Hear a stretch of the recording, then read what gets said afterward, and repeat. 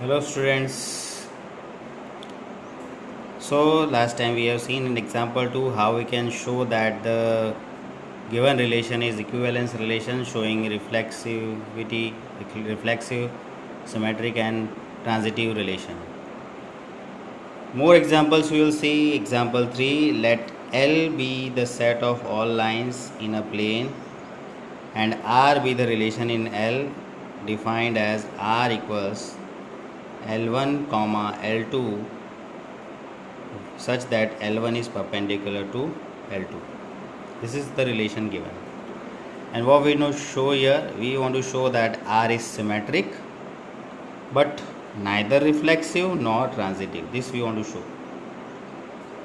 So if we draw the figure, it will be easy to understand. I have drawn here L1 line and L2 is perpendicular to it as given in the question. L1 and L2 perpendicular to each other.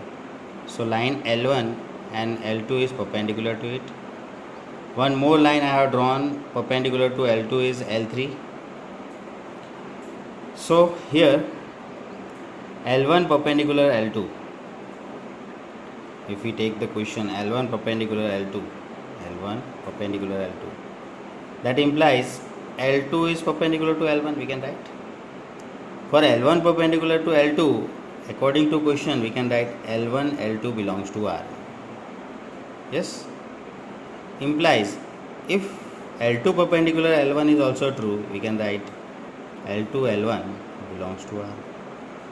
So as we have seen earlier the definition of symmetric, if L1, L2 belongs to R and L2, L1 also belongs to R, then this R is symmetric. That we wanted to prove. R is symmetric, that we have proved here.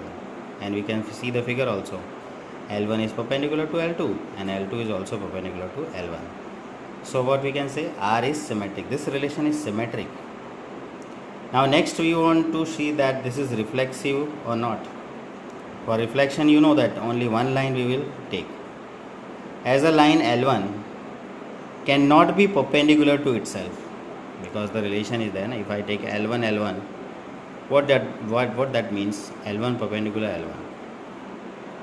So the same line cannot be perpendicular on itself.